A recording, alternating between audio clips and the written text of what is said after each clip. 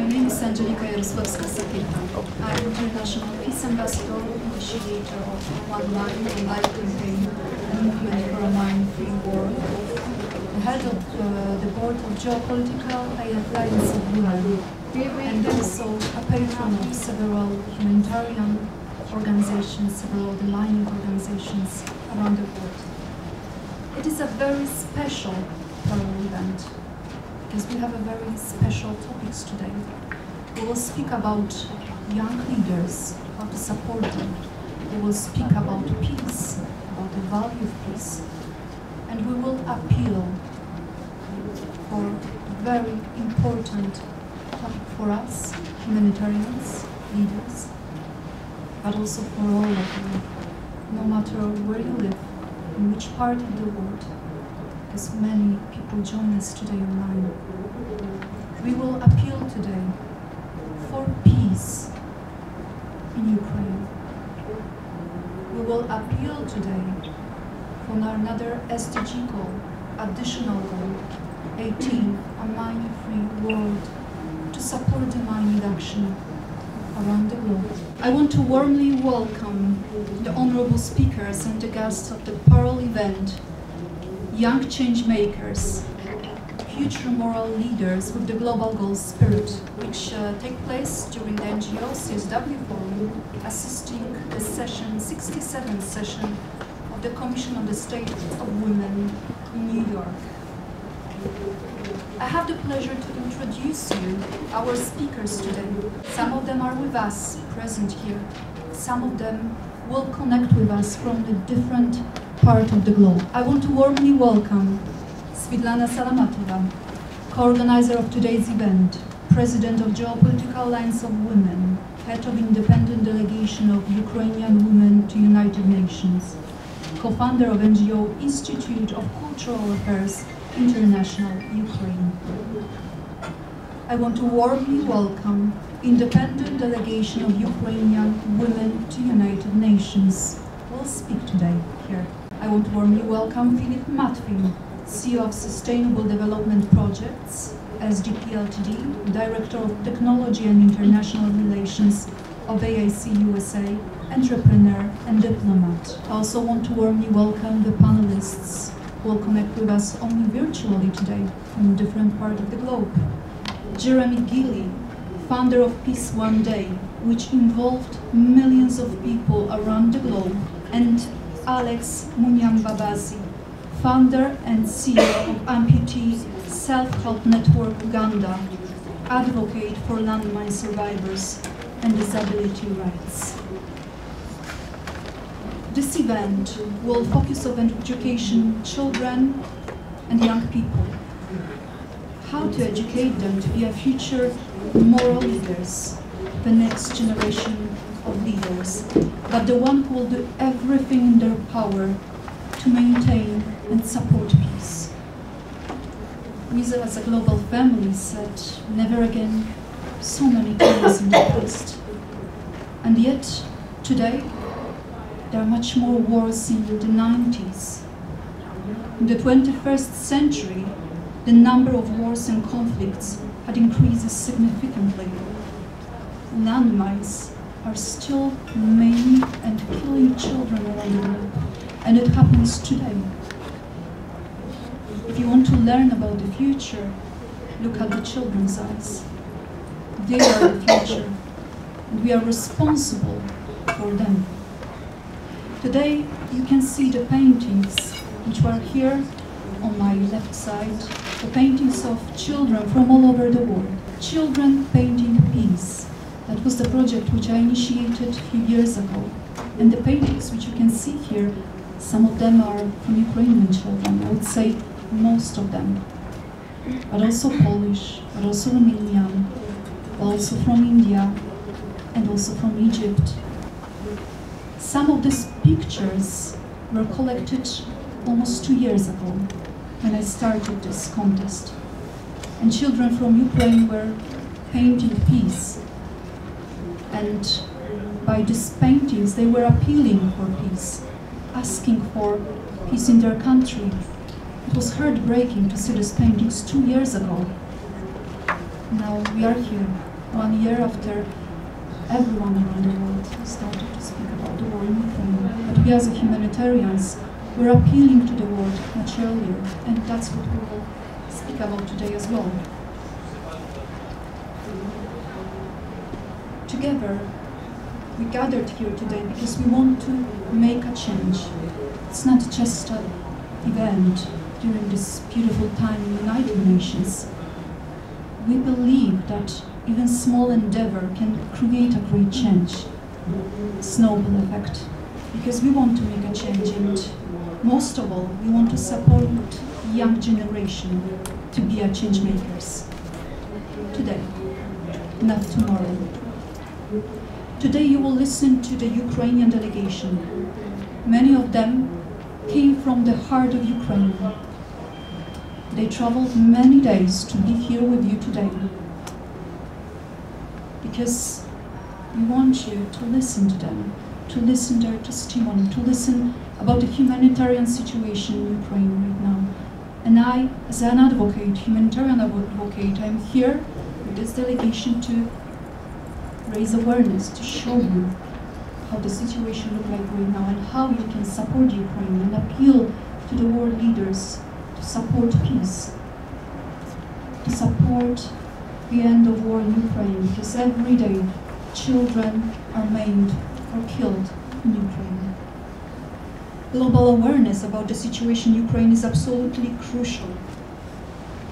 That is why this delegation is here today.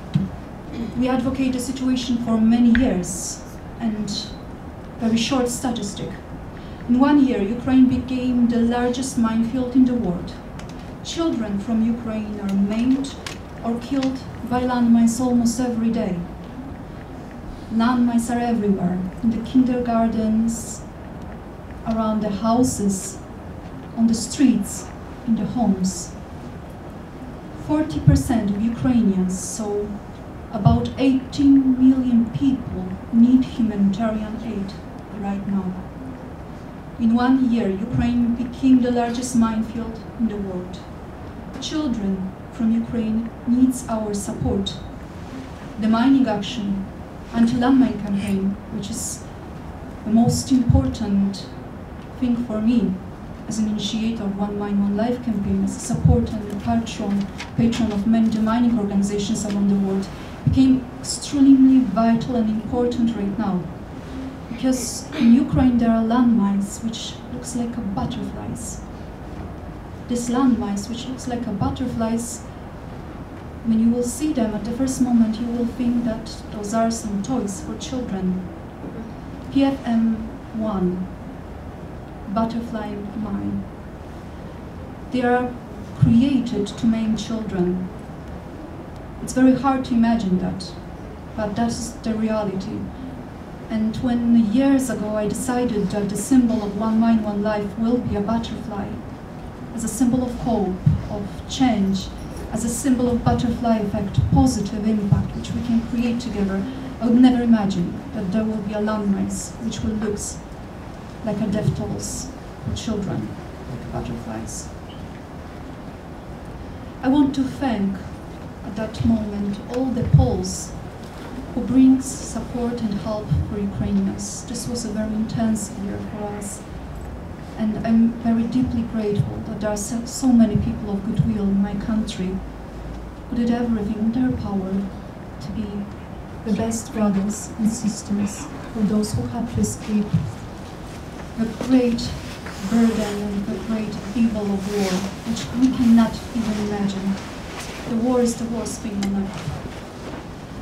A little more than a week ago, there was an 18th anniversary of the execution of Sophie Scholl, a young German student involved in the White Rose, non-violent intellectual resistance against Nazi regime. Example of the awful protest towards evil. The White Rose was motivated by ethical and moral considerations. White Rose is a symbol of peace. It represents purity, innocence, and loyalty. White Rose was a small endeavor with large consequences. And I believe that small endeavors can have large consequences indeed. That is why we are here today. We should never be afraid to appeal for peace, to call for peace. I'm honored to be at CSW Forum with the Ukrainian delegation once again and advocate their stories. And I say to the world, we are all Ukrainians today. We should do everything in our power to end the bloodshed and war in Ukraine. So together, today, we appeal to the global leaders in the spirit of human rights, and we ask for the safety for children. Peace should win. I would like to introduce you Svetlana Salamatova, President of Geopolitical Alliance of Women, Head of Independent Delegation of Ukrainian Women to United Nations, co-founder of NGO Institute of Cultural Affairs International, Ukraine. But first of all, a very special lady who I know for years, who is devoted to support children, to support civilians for many years. She was appealing to the world for many years about the situation in Ukraine, not since 2022, but for many years. Since 2014, she's very, very much devoted to appeal to the world and saying, listen, see what's happening in Ukraine, what happened in the eastern part of Ukraine, which was full of landmines when the hospitals and schools were destroyed. She has incredible spirit and great devotion. So please listen to her. Thank you, Angelika, very much. Certainly I'm preparing my speech, but I decided don't speech. I want to talk with you from deeply part of my heart. It's very difficult to talk today because it is my fifth visit of United Nations Commission of Status of Women, and today is certainly very special year for Ukraine, for us, for women, for Ukrainian people. Today you will see almost 20 strong Ukrainian women, and my mission today in this year that you feel Ukrainian women's spirit. We are really strong.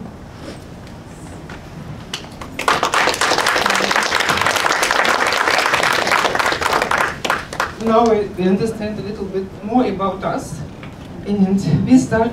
And what I want to say is better to hear people who are living in Ukraine than switch on TV and listen professional journalists.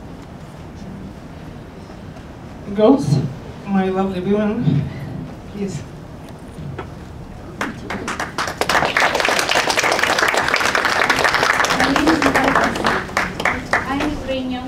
I am Ukrainian wife, I am Ukrainian woman, I am Ukrainian mother, and I am professor at Khmelnytskyi Humanitarian Pedagogical Academy, and I am professor at Khmelnytskyi University of Management and Law.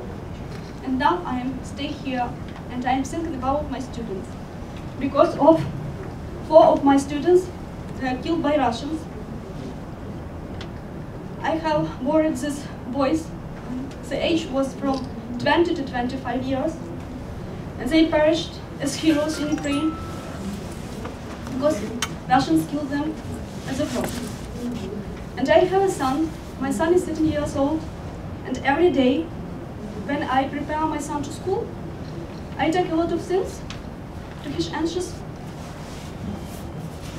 luggage. And one of the strange thing for him is that I give him a token, a little sign that must identify the body of my son if the rocket bomb will be there in his school.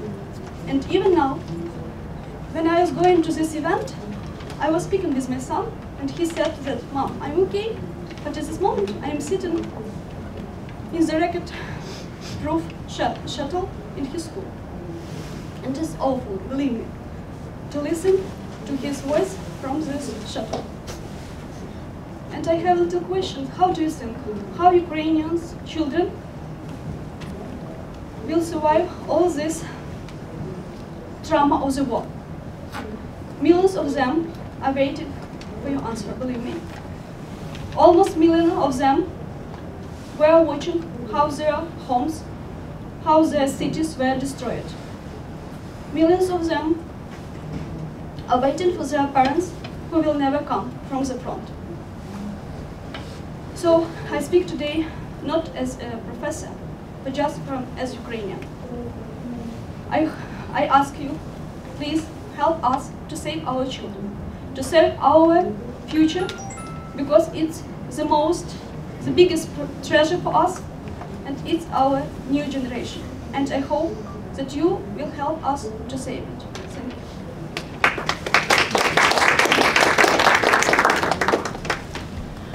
My name is Vlada Spivak. I'm a citizen of Ukraine, a deputy of a local authority. I'm a citizen of the country which is contending for victory and peace. Despite the situation, I continue to work with the local authority and its executive body, despite the war, despite the situation. I want to tell you more about the current situation in my city, Poltava. Our Poltava is the city that received the most significant number of refugees. In my city, Poltava, today, every third is a refugee. We are the humanitarian hub of Eastern Europe. We accepted this humanitarian challenge. Nevertheless, we need help and support. Ukraine is the shield of the world. These people hold this shield. They are without clothes and medicine, without a roof over their head, with children in their arms and without work. Yet, they hold the peaceful sky of the world on their shoulders. Please, give a helping hand to these people.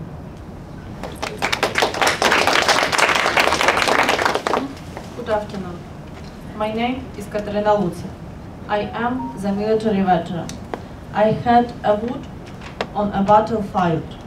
Now I am fighting on another front, the volunteer one. I have created the biggest volunteer community in the region, protection.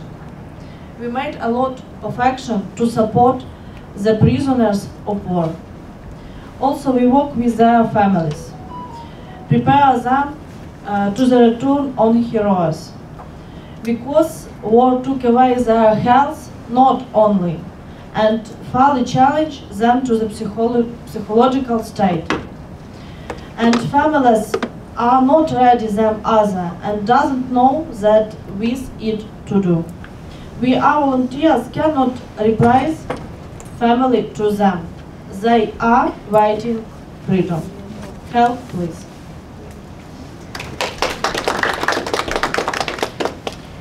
Hello, everyone. My name is Marina Yeroshina. I am member of Geopolitical Alliance of Women and CEO Ukrainian women business in Scandinavia. Until 2014, I lived with my family in Lugansk, but I had to move to Kiev because of the Russian aggression.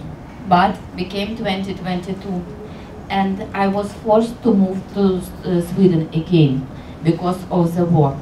My parents fled from the occupied territory in 2021, but in March 2022, their house was detained by Russian bomb. There are many of 6 million Ukrainians who one day must put all their life on a small backpack and leave their house. It's hard. It's very difficult for everyone. We want to come back to the motherland. Thank you. Dear ladies and gentlemen, I'm very happy to be here to represent Ukrainian women. My name is Irina Polishchak. Before the war, I was a lawyer. I was an attorney at law. From the beginning of full-scale invasion, I became a volunteer. because I'm living in the western part of Ukraine, the great city what called Lviv. It's really close to the border of Poland. So our refugees, our people who need protect, come to my city, and my mission was to help them. Opposite me, you see our pain. In fact, Ukraine needs more 100 years to demine territories. We feel the pain of our land. So today, I want you all who are sitting here to feel our pain. But still, we are strong, we live, we work, we donate. And I hope that everyone who here come with us, come to hear us, will stand with us and stand with Ukraine. So help us also for demine Ukraine.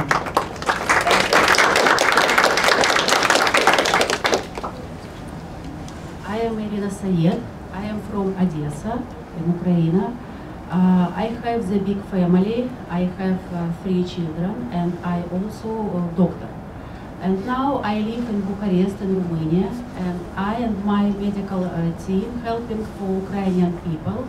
In this year, I and my medical team helping for 5,000 women and children. Thank you so much.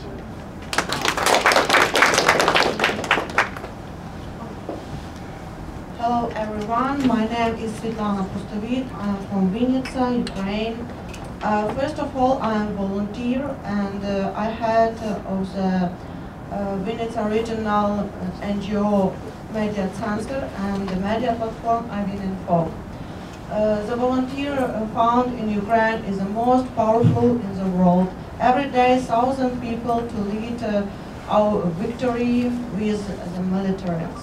And I be proud to be a part of this invisible power and that can destroy the evil. Thank you very much for your support, and we need your help, your support, and many thanks for that. My name is Inna Stanishevska. I'm from Kiev, and I owner of a network hotels in Ukraine and Poland.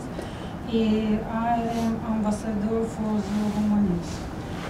We surprised the world with our love for animals. Flying forward, we took them with us. And I am grateful to the world for hospital and health. Thank you. Good afternoon, friends. My name is Natalia Kaplova. I am Vice-President. I have been Vice-President of Geopolitical Alliance of Women and beauty business owner for 30 years. My family and I stayed in Kiev for whole year of the war, our war. This terrible war is for every Ukrainian. We have lost our homes, jobs, businesses. Many families have become refugees. But the main thing is life, our life. And people are dying. Not only soldiers, but civilians and children. This is terrible pain. Our pain, my pain. Sorry, friends, because we cry, because this is our pain and our war. Sorry. But we believe in the future of Ukraine. We believe in the victory and revival of Ukraine. Slava Ukraini! Героям слава! Thanks. Hello everyone, my name is Anna Sushko. I'm the president of Association of Ukrainian Teachers in Romania. I'm the member of Geopolitical Alliance of Women. And first of all, I'm Ukrainian. I'm a mom of 2 little kids. And with the beginning of the war, I take my kids and go to Romania without knowing this country any one day. Yes. And with big luck and a big love from universe, I think, I met in Romania Svetlana Salamantova. It's a wonderful woman with whom we together created, in 1 week after our first meeting, we created first kindergarten in Romania, in Bucharest, for Ukrainian kids. After 1 month, with the help of a lot of Romanian people and NGOs of Romania, we opened a unique project. It's Ukrainian Educational Hub in Bucharest, the first one. The whole day school for Ukrainian refugees who find this place like a safe and a place for childhood for kids. More than 200 families find this place.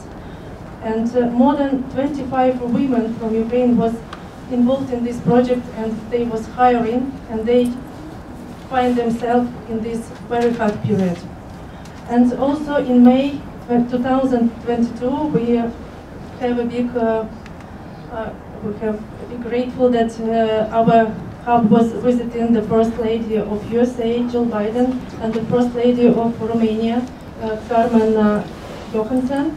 And now I'm here to represent this project, to say that Ukrainian kids is very important, really. Their childhood we need to save and to give them a chance to come back and to build the beautiful future for Ukraine. Thank you very much. Good day, my name is Olga Maseyeva. I have been living in Germany for over 10 years. In 2010, I worked as CEO in a development company in Russia. I have a 20% stake in this company and an agreement that if I go on maternity leave, I will receive 80% of my salary. But when I was pregnant and the co-founder found out about it, they removed me from the post of director and cut my salary by 4 times.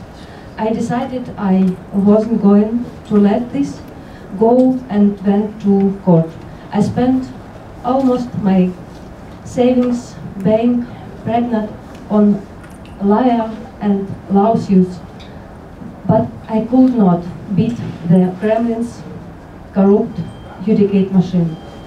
A year later, I moved to Germany, disappointed in a country which did not support the right of a pregnant woman. I have family in Ukraine. I have family in Russia.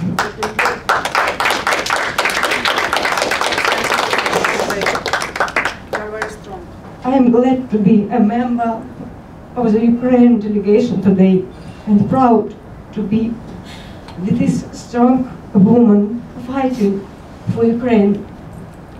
Thank you. My name is Lyudmila Gorbatyuk. Ukraine will never be defeated. We are the nation of strong and resilient people. We are holding the sky over the planet. Ой, у лузі червона калина похилилася, чогось наша славна Україна зажурилася,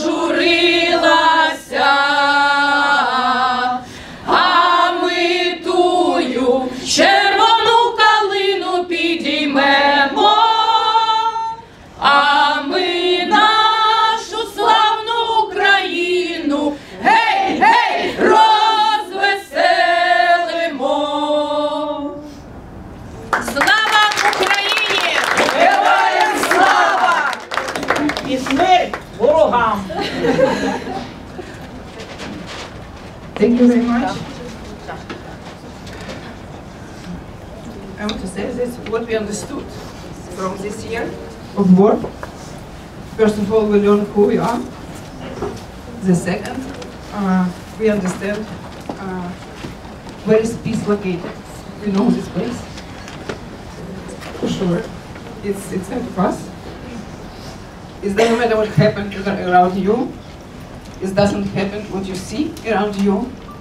How many blood, how many deaths you see. We should to be in love. We should to be in peace. Each of 35 million of Ukrainians have own story today. My mom was born outside of Ukraine during the Second War. And my mom passed away outside of Ukraine during this war.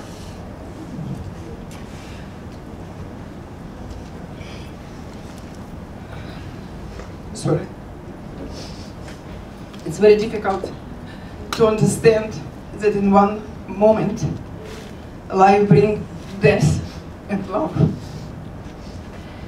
But we should, here in the United Nations, feel it, understand it, and ask themselves only one question: what we can do together today to create peace in our earth? What we can do together to bring our children and next generation peaceful and different life. We are women, now Ukrainian women understand that peace, and now we understand what it means next generation, what does it mean moral education of future leaders, because person who never feel love never will understand what does it mean, never value life, human life. Person who feel love never kill others. It means that men, group of men, I call it crazy Putin and co, they create this mess between us. But we are women here, 9,000 women from different countries, different sides of our world. We should unite it through our heart. This is only one place when we have opportunity to feel each other. It doesn't matter what we know, it doesn't matter what experience we have. It's very matter what we feel. If we feel what does it mean normal, we switch on TV and understand it's abnormal. But what do we do with this? Let's do something. Each year we come to United Nations for Commission of Status of Women, see each other, smile each other, have a chance to talk with each other. But in the end of this event, what we feel, what we understand, and what I hear. Okay, we meet each other, we talk, but what is our action? Where is our joy in action? I found competitiveness here. I found different pieces of our life here in US. I think it's nowadays it's our responsible to make order in UN. I want to point that Ukraine was initiator of United Nations as organization after the Second War. Maybe today, maybe we have a chance initiate different changing of something differences in UN. October 14, we sent statement, our delegation special statement to United Nations, and we called General Secretary and member of country member of the United Nations immediately to change the status of United Nations. Because nowadays structure and status of this organization doesn't allow to us to bring peace to our earth. It's very simple. Open 3-page. Read it together. We make order. To change something very different. To change something inside you very different. But I believe in women. I believe in us.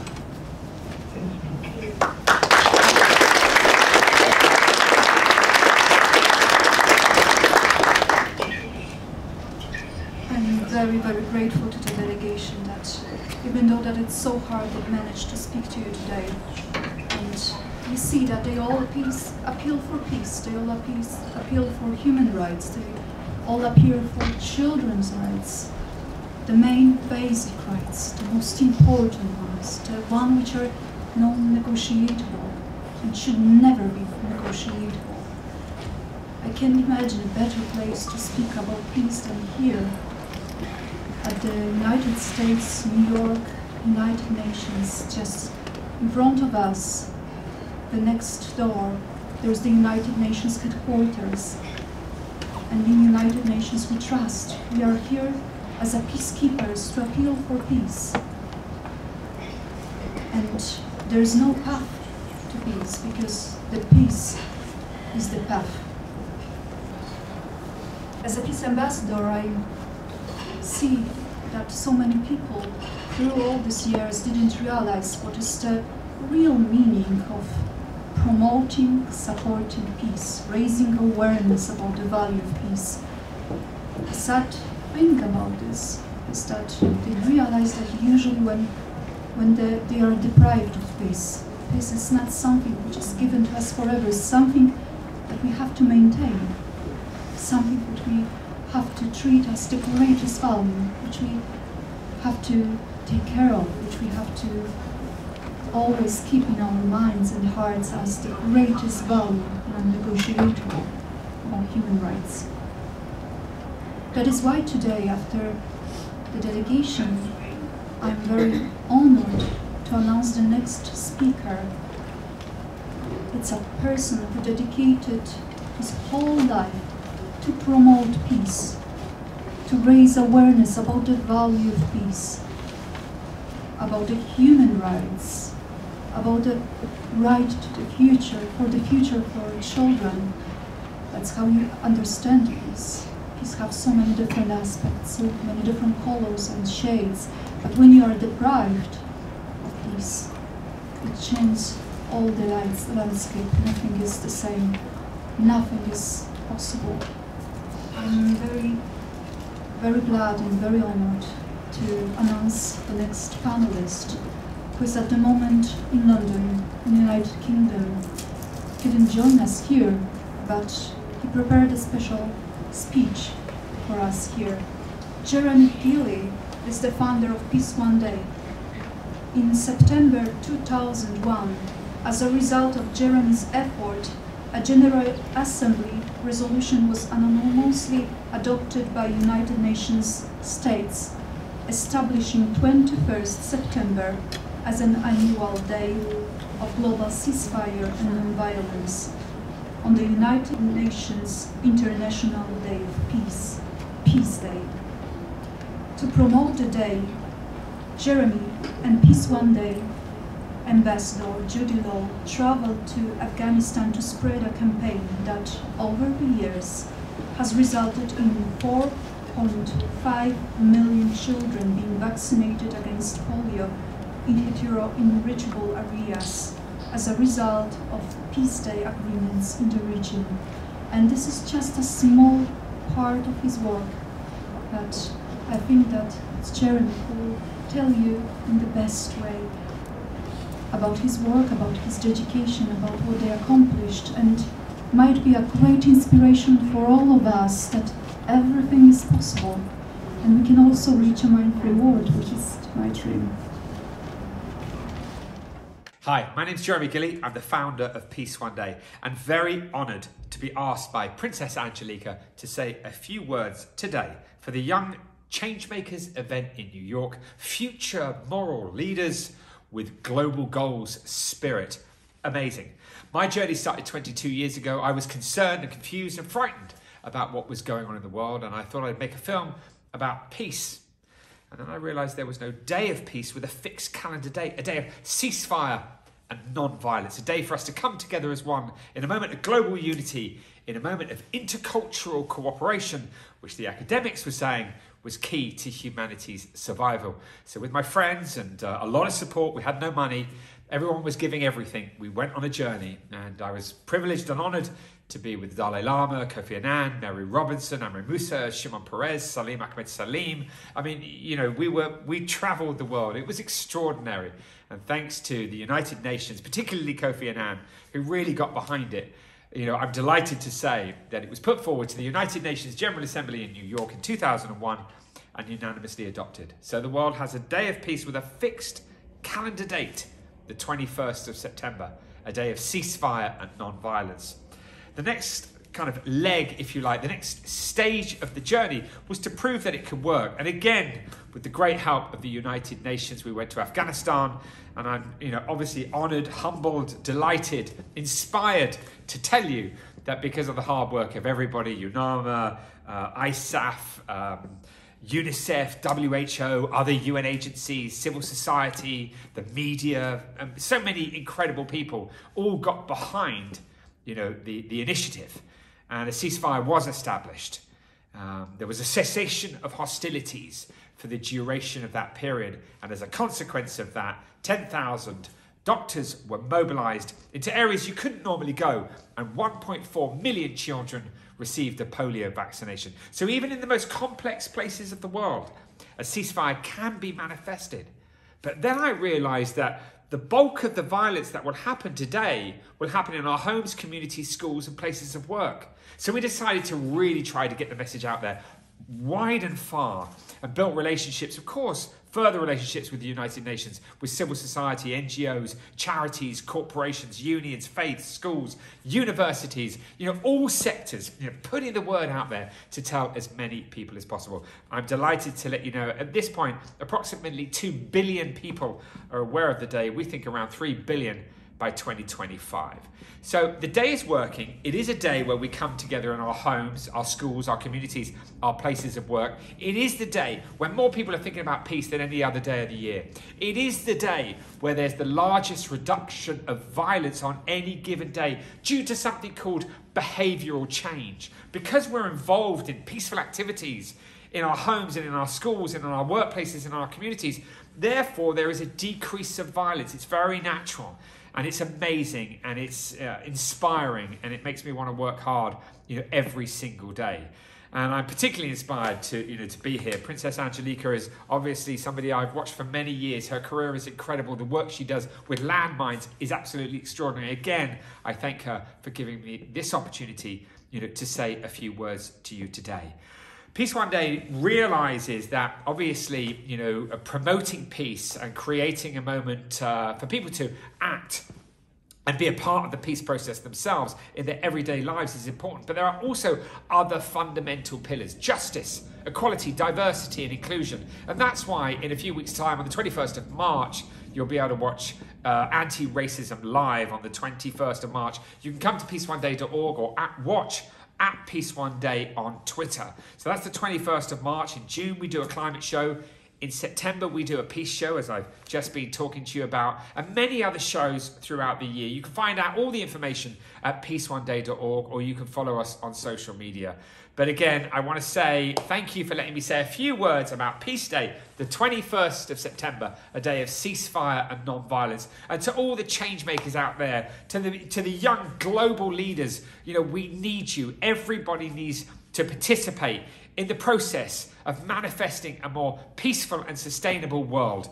And this event, Young Changemakers, is absolutely crucial to informing, inspiring, and engaging young people around the world to be at the absolute heart of humanity's survival. Princess Angelika, thank you very much. Good luck today.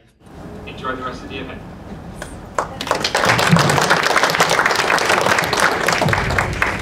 As our event is streamed online as well all the time, Jeremy, thank you so much for support and for being with us. I'm deeply grateful that you are with us, and with your knowledge and experience you are supporting the young change makers. So much is yet to come. Young leaders, we need you. This is your time right now, not tomorrow, but today. That is why we are here. We started today with the appeal, anti-war appeal, peace appeal, and now we will speak more about how we can encourage, how we can support young people to become a change makers.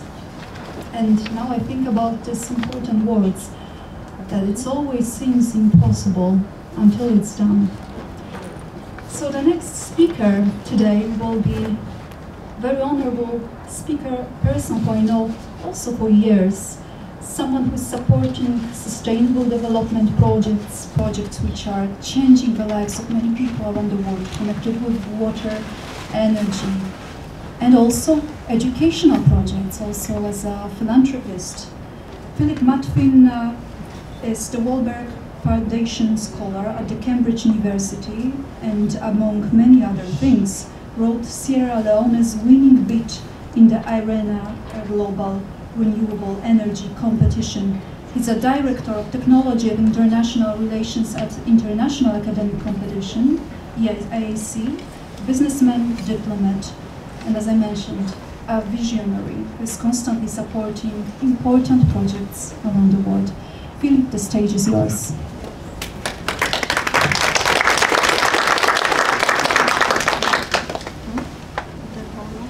Thank you very much. Honorable ministers, distinguished delegates, ladies and gentlemen. Wow, it will be hard to follow that speech and presentation. Wonderful, really. So, but as we know, this year's priority theme for United Nations, CSW 67, is about technology innovation and how to use digital tools and digital education to actually reduce the gap of inequality, of gender inequality, and increase the chances for women to participate in education. So my name is Philip Matwin, and I'm the CEO of Sustainable Development Project and also the Director of Technology for International Academic Competitions at USA. At IAC USA is one of the leading companies in the world to provide academic competitions for children in primary and secondary school. We're present in over 50 countries, and we provide competitions such as the International History Olympiad, International Geography Olympiad, many science and art-based competitions, and also this year we're going to do the first climate science and environmental Olympiad, which will take place in Quito, Ecuador in July 2023. So at IEC, one of the core key things we want to do is to increase participation of women in our events. And we want to actually use technology and digital tools to make that happen. As you know, there are a lot of studies showing that digital tools, internet, smartphone, can actually do a lot to improve educational access around the world, to increase skills, and also reduce the gender gap around the world. We also know UN has done a lot of studies that digital tools can help reach the Sustainable Development Goals much better, reduce energy costs, increase energy access, increase the amount of information available, and so on. But there are also challenges, I would say, and there is this increasing digital gap, what the UN is called digital divide.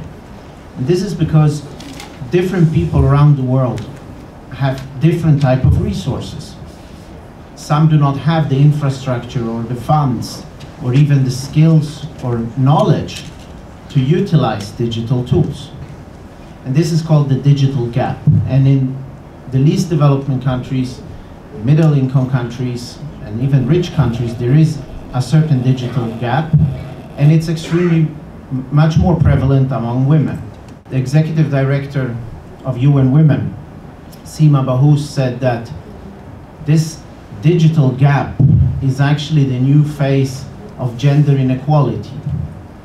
And the question is, you know, what can we do today to reduce this digital gap in order to reduce gender inequality?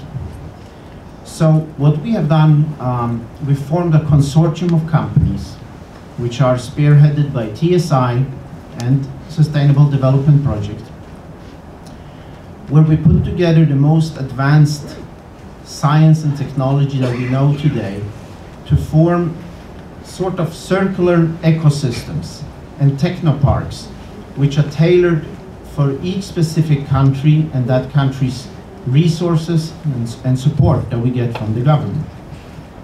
And we're also doing this in Poland for Ukrainian children and Ukrainian immigrants. We want to use the new technologies to get a competitive advantage, that we can actually raise money, pay back investors, and then with the profits offer free education for children worldwide. And how do we do this? Well, it's been a very long and tough journey, but I think we're very close now to success. One of the key reasons to improve educational access around the world is to improve the access to electricity. Many of the regions don't have electricity and don't have electrical grid. So how can children go to school and learn when there is no electricity? So what we have done is we formed a number of different type of solar power generating units. It is based on nanotechnology, and we can paint houses with this paint and generate electricity currently at half the price compared to the best solar panels today. This, for example, looks like this. We can just take a cheap container, paint it, and it will be self-sufficient and generate price at half the cost of the best panels do today. So what we can do is that we can actually sell electricity at current market rates to the government, to businesses, and with the profits we can subsidize and give free electricity to the school in the technopark. And this is a game changer, because we don't need infrastructure also. Furthermore, what we have done is we had to invent a cheaper light, because children need to have light to read. So once again, we used very smart science and we created a light which is generating lumens, meaning light, at 3 to 5 times lower cost than the lowest LED lights today. Now, together with a new form of battery and the fact that we have negotiated good agreements with ICT and internet providers for telecom equipment, today what we can do in our technopark is that we can generate returns for the investors while at the same time provide free electricity, free light, free internet and free ICT infrastructures for the schools, which will be in the technopark and in the vicinity, without the need for any great investments. And we believe this will be a game changer to drastically increase the access to education for all children worldwide.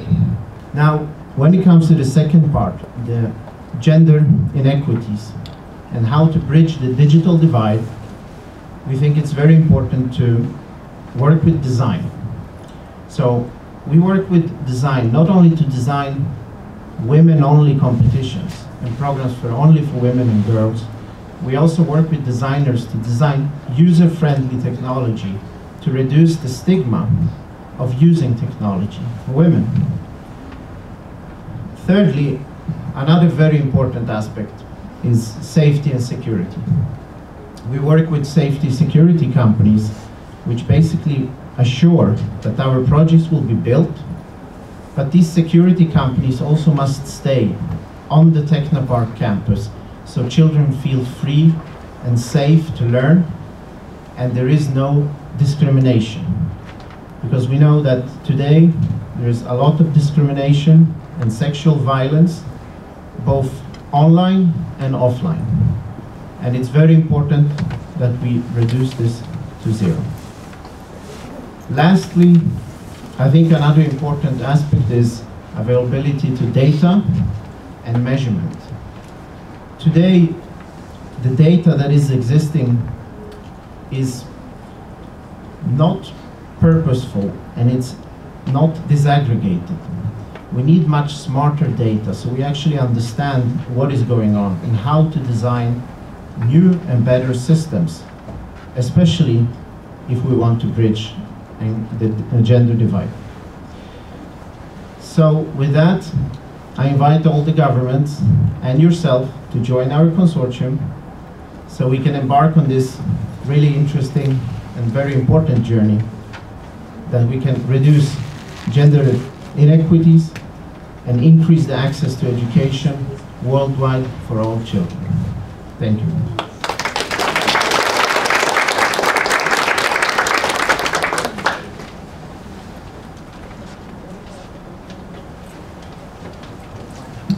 And such a projects are an inspiration for young changemakers. They touch so many SDGs goals, global goals. If we will think about them, gender equality, access to education, many, many others. Of course, we have to mention all those who are connected with water, with energy.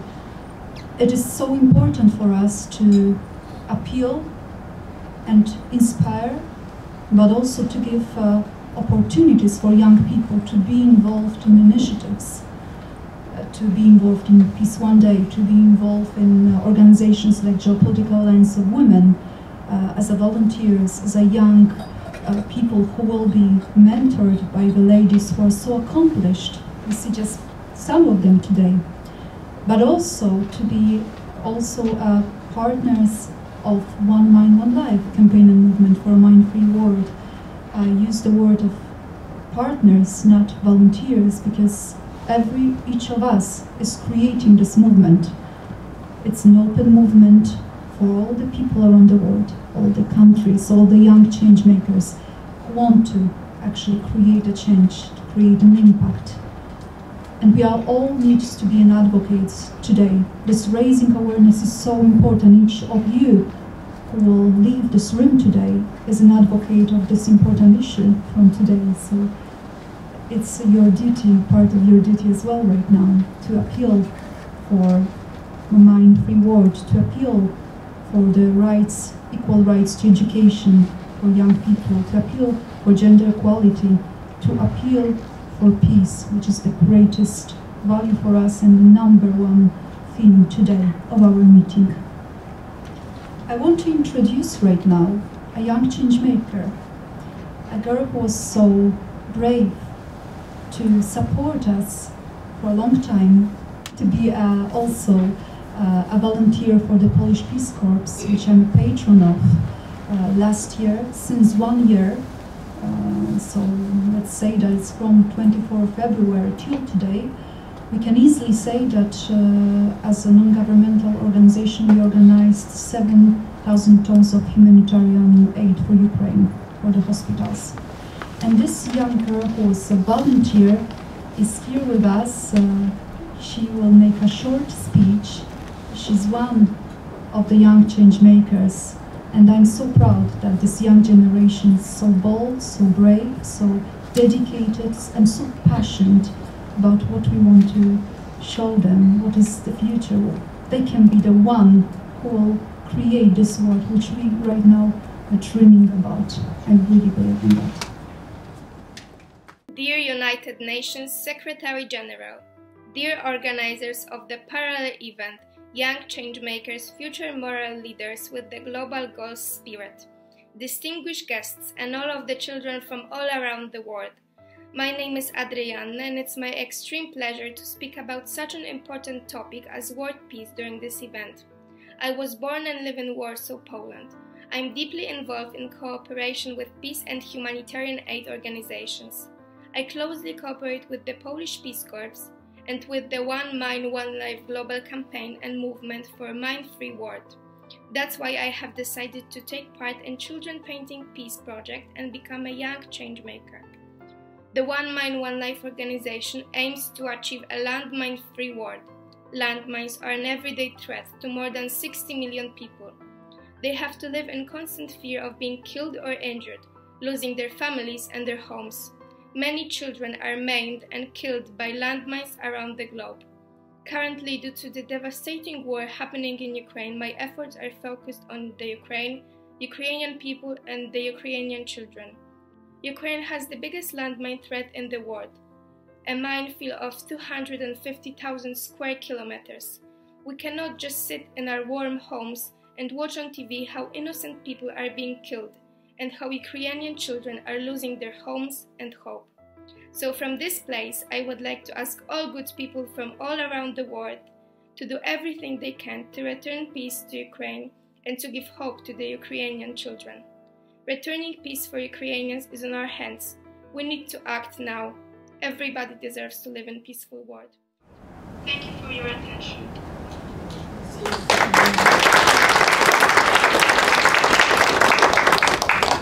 Thank you, Adriana Schmigel. You can see here the paintings done by Polish children about peace. And these paintings, all this part of the contest in Poland is under the constant care and mentoring of Adriana. Adriana is responsible for the contest Children Painting Peace in Poland. She's so dedicated, so great congratulations for her once again. That are the kind of young change makers we need. Now I want to introduce you a wonderful person, panelist who will connect with us from another part of the world, from Uganda. Alex is a landmine victim. Alex lost his leg, but never gave up. He became an inspiration for the others. He became the one who is a change maker, not only in his environment, not only in his country, not only in the global, international scale, but he's also an inspiration for all those who lost hope, because he educates, he helps people who have post-traumatic stress disorder after losing their hands or limbs or legs. He's helping them from the medical aspects. You will hear today about the work with the hospitals, about his personal experience in medicine. You will hear today how someone who was so affected himself, had a great trauma, became a great inspiration for the others, and now he's a global advocate of the mining action. Today I came here, I received an email from Alex. He wrote me today that he will support me in all the advocacy and all my work for a mine-free world, for the new SDG, additional SDG 18, a mine-free world, which should be another global goal. We truly believe that it will help significantly the mining action. And he wrote me, SDG 18, a mine-free world, is worth all our efforts. In fact, I believe it is achievable, and I'm on the board with it all the way. I also believe that it's achievable. So listen to Alex Munyambabazi, founder and CEO of Amputee Self-Help Network Uganda, advocate for landmine survivors and disability rights. Hello everyone, greetings from Uganda. My name is Alex Munyambabazi, founder and chief executive officer of Amputee Self-Help Network Uganda. I'm a medical laboratory scientist and currently I'm a medical student in 4th year. I'm a landmine survivor. I lost my leg when I was 22 years. And this is why my passion to campaign against the use of landmines in armed conflicts is born, and to ensure that we achieve a landmine-free world. Landmines are inhumane, indiscriminate, and don't know their target. And this is how mostly the victims are children, women, and civilians. The menace caused by landmines, the injuries, the loss of livelihoods, leaves people with various mental health issues, most especially PTSD, which when not managed properly, leads to stunted progress of the victims. I say this from experience. I lost my leg at 22 years old, and I'm just doing my program in medicine at the age of 41. If I had received mental health services at an earlier stage, I would have done this long time ago. And this is why I founded Amputee Self-Help Network Uganda, to ensure that we have a platform that provides mental health services to other survivors so that they can progress in life without any delays. So let's work together to achieve a landmine-free world. And we can absolutely get to this if we add an 18th SDG onto the global goals. And I believe that this new SDG, the 18th, a mine-free world, will help us to achieve the goal of living without contaminations of landmines in the world, where children, women, civilians will freely be in their fields, in their environment, without any fear of being maimed by the landmines, of being killed by the landmines, of encountering the scourge caused by landmines. With this, I thank you for listening to me and for giving me the chance to add my voice onto this cause. Thank you so much. So, dear friends around the globe, my dream is a mine-free world, and I believe that it is your dream as well. The world without suffering, the world without children killed and maimed by landmines. As an initiator of One Mine, One Life campaign, together with humanitarian organizations from all over the world, today I want to appeal to the United Nations for another additional SDG goal, 18 global goal, a mine-free world. Landmines continue to kill and injure civilians, destroy livelihoods, deny land use, and disrupt access to essential services in more than 60 countries and territories. Anti-personnel mine violate one of the most important non-negotiable human rights to live and to develop and function without a constant fear.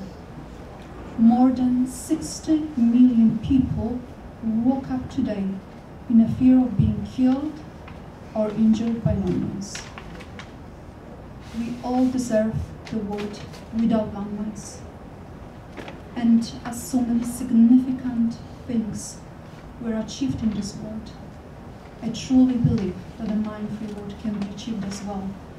And someday in the future, someone will hear that in the past there were landmines, inhuman weapons, which killed in the peacetime, sometimes many decades later, and they will not believe it. These young change makers will say that it is impossible.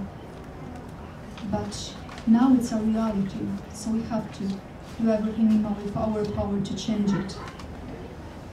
I'm speaking today in the name of hundreds of humanitarians, deminers, and activists who I work with on the mining action. We are all here today with me. Unexploded ordnance remain dangerous for a long periods of time. People in France or Belgium still die from unexploded ordnance from the World War I. Landmines are persistent in the ground for more than 100 years. People in Cambodia died from landmines which were waiting in the ground for more than 30 years. And then they explode under the child's feet. I always say that landmines does not distinguish between the child's foot and the soldier's foot. Destined for soldiers, they kill children and civilians. The same situations in many countries around the globe. 60 states and territories were known to be affected by landmines. These inhuman weapons are against all the human rights. In the United Nations we trust, and we appeal for another SDG goal, a mine-free world. I would like to ask you to join me right now with the idea how such a goal could look like. Now it's our imagination, but I believe that it will become soon a reality. So join me together with another additional goal, a mine-free world for all those around the world who wake up in a fear of being killed or injured by landmines, because another SDG goal can support the mining action significantly, can support mine awareness significantly, and can raise awareness globally. It will also support mine risk education, so this is such an important goal. Please join me.